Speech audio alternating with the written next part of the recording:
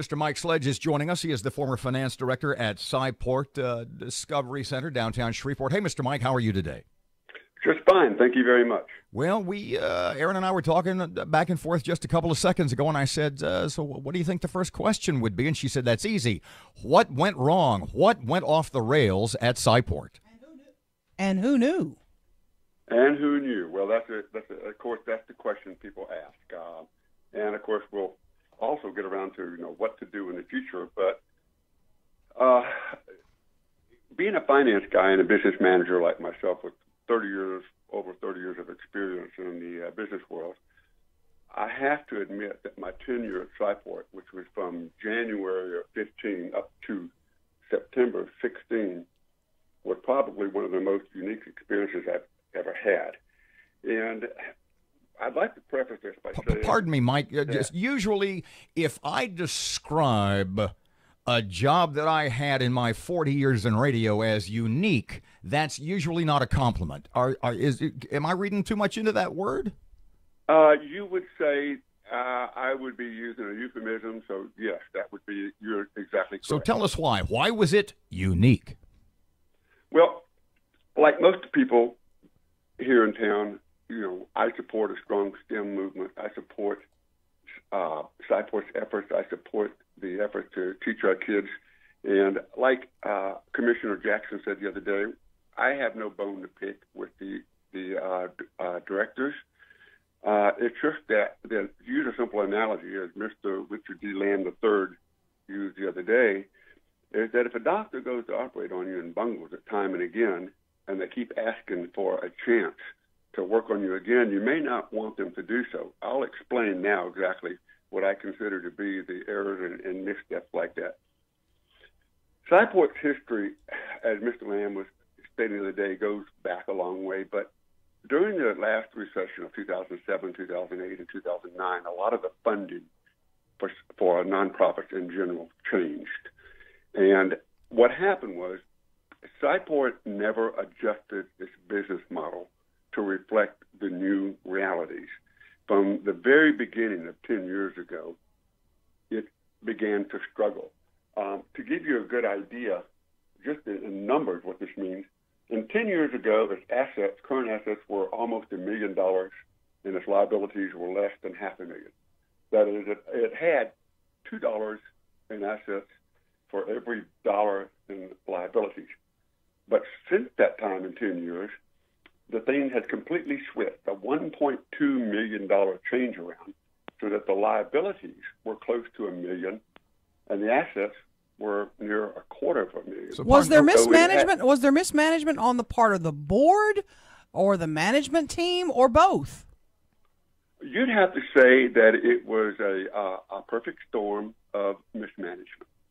The management that was in place never adjusted to the new realities. What they did was continue to, instead of going back and redoing the business model and to match the funding that was there, they kept throwing what I call Hail Mary passes. So why did no one, I mean, you were part of that management team, I would think. So was anybody jumping up and down yelling, saying, hey, this isn't, we're getting ourselves in a hole here?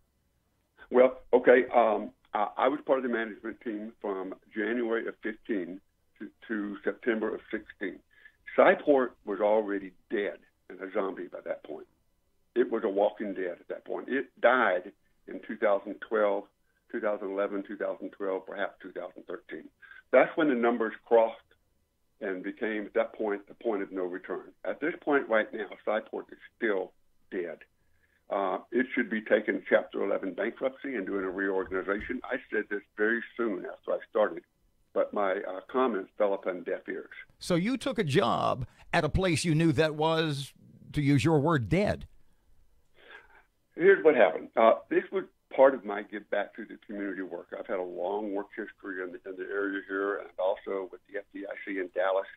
And this was my chance to come and bring some expertise to an organization that a nonprofit normally can't go and get that type of help. The problem is that much of my work was ineffective to a certain degree.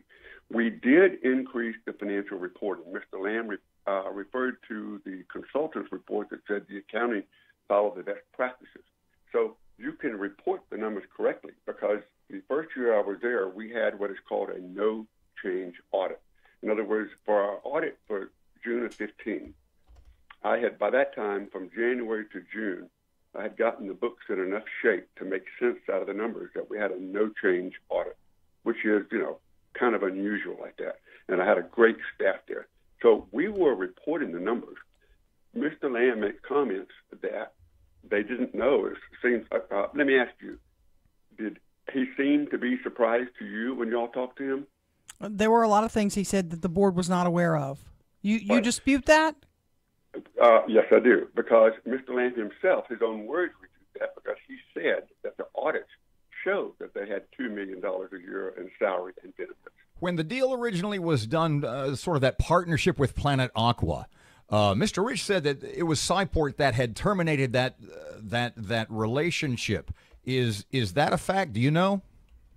I do not know about that part. What I do understand is that they hired Planet Aqua, which, as far as I'm concerned, is a competing organization. They hired Planet Aqua at the and they were going to pay them basically what they were paying the president, which is around. I guess my point is that there's a lot of $10,000 a month. There's a lot of speculation that Planet Aqua came in, looked at the situation, and went yow and headed for the hills. Mr. Rich said that's not the case. Do you know if that's the case or not? I do not know if that's the case. I do know that demolition was started without plans to finish it, nor funds to complete it. So why would you start demolition without the funds or the plans in place to make a change? Where do we go from here? You're not, some say you're bitter and are holding a grudge, but we all love Sci-Port. We all want it to go forward.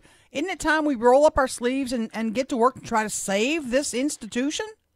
Well, I'd like to address that first part, Aaron. The thing is about it, some saying that I have no grudge against the people that were there at all. I resigned. I'm not a disgruntled employee. I resigned my position because I could no longer work in a place where my name was associated with what was going down and what was happening, and no changes were taking place. The board had the information. After the audits came out, I informed the board about, and I will get back to what you say and where are we going. I informed the board I informed the board when I quit that matters were not good and that I was available to come back and work directly for the board. Two of the directors were so concerned at that point, they emailed me and expressed their concerns, saying that they had great doubts about the organization after the organization's management. After the audit came out, I again emailed the board with quite a detailed statement that said not only were things as bad as the audit said, they were actually worse than what the audit said. To give you a good example. Excuse me, Mr. Mike, I apologize. We're down to about our last 30 to 45 seconds. So you referred to... Where to go forward? You have to change the board leadership. You said... A whole new board altogether? No, I would direct it mainly toward those people that were present before and have continued to put out misleading statements after that. If there are many articles, if you look my name up, if you look your up, you'll see my op-ed to the Shreveport Times in December points out the very clear disseminations and misleading statements. But it can be saved, you think? Beg pardon? Sci-Port can be saved, in your opinion? Sci-Port cannot be saved in its current business plan, and perhaps even there has to be changes looking at the building.